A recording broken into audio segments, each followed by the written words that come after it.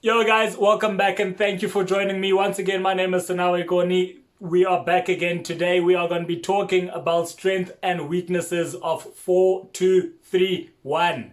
Let's go. For me, it's all about performance. Starting out with the strengths of this formation, for me it is the balance in transition. What that means is with the movement of these two midfielders, you always sitting with 6 players in defense to deal with the counter attack, or 6 players in attack to counter attack. For me, that is a big advantage because it remains constant throughout the setup. Another great strength for this formation is the speed of the transition. What makes this a strength is that speed is only controlled by 2 players. What makes or breaks this strength is just how fast these players can either get down in defense to make it a 4-4-1-1 setup, or how quickly they can get up in playing that 4-3-3. So however fast your players can actually manage to move, that's how much advantage you get from this strength. And now, one of my favorite advantages from this formation is that we can secure an overlapping run made by a wide defender. Unlike most formations, when a wide defender is overlapping, they are taking a risk and the team understands that they are doing that to their advantage and their benefit. But with this formation, we still can take that risk, but we can secure against it by just simply moving one of the central midfielders out into that wide channeled area, and we know that we still have someone who's left in the middle to deal with anything that happens if we do get counted against.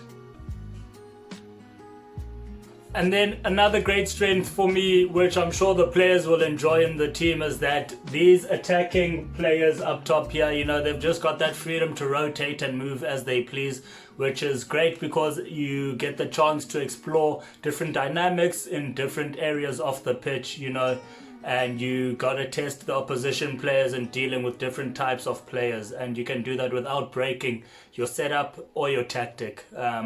So that's a great win-win for the team.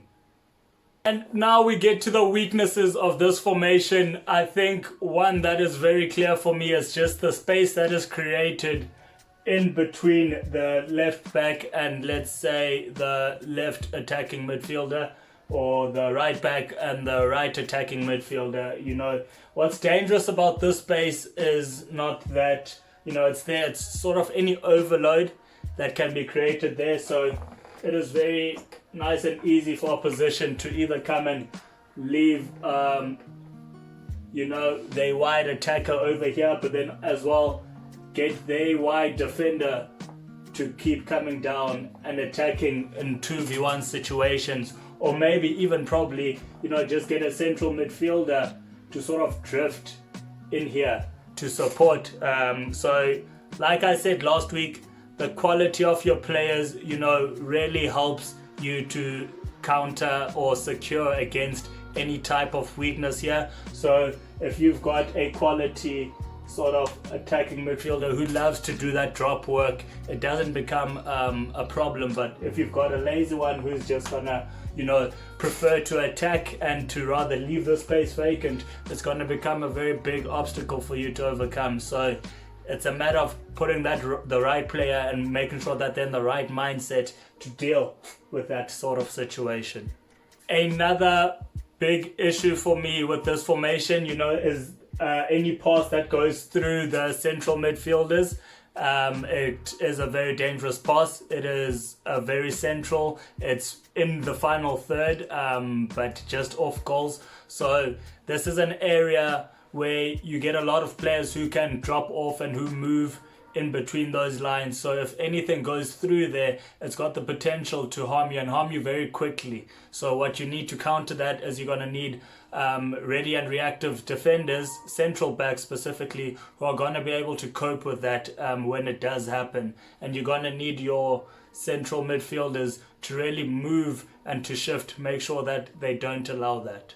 Another weakness that continues to apply to the central midfielders, is their communication. And just besides them not allowing anything to go through, they've always got to be in communication and in the right position. So it works to have that balance, because when the midfielder needs to move out, then he's got to know where to cover and how to cover. Is he covering up or down? And how much space is he leaving around him? Because once one of these central midfielders moves out of position, the transfer and overload just becomes, that much more simpler for the opposition. And that is something that we can't allow, because the moment that there's pressure on one man in this midfield with this setup, it is very easy for the opposition to break down and to isolate all the other individuals. So what's very crucial is the communication between these two central midfielders, and it's a matter of getting the right combination, making sure that they do know each other, they do understand the tactic and the movement, and that they really both love to apply the same amount of attention to detail, to attacking and to defending. You can't have one who loves to do more than the other. The last thing for the weaknesses of this formation is just this space here that is left between the midfield line and the defensive line, more particular the central backs and the central midfielders. This is very dangerous space. You're gonna find that a lot of opposition strikers just like to come back into the space here so that they can collect the ball and to receive. You're gonna find that a lot of their wingers or wide players are gonna make their way into here, and there you've just got to be very careful, and that's where everyone needs to react, because you have a lot of players with the possibility to move into this central area, and that is an area that is in front of goals. It's an area that is threatening to your defensive line, and it is an area that approaches the last line of defense. So what happens in this area needs to be well monitored. It needs to be well judged. A simple way to block against that, is to just drop your midfield line a little deeper when they do defend. What that does mean, though, is that you're going to need the support of your attack men. So what ends up happening is that you play a very compact line, which isn't a problem, but your team needs to be able to play out of it very quickly. And once again, that does it for us, guys. Thank you for joining me for another strength and weaknesses video. If you did like what you saw, please like. If you have any questions or comments, or would like me to do any more strength and weaknesses for a different formation, just hit up a comment below and I shall respond. If everything is all good and steady with you, please subscribe, and I will see you next time. Cheers.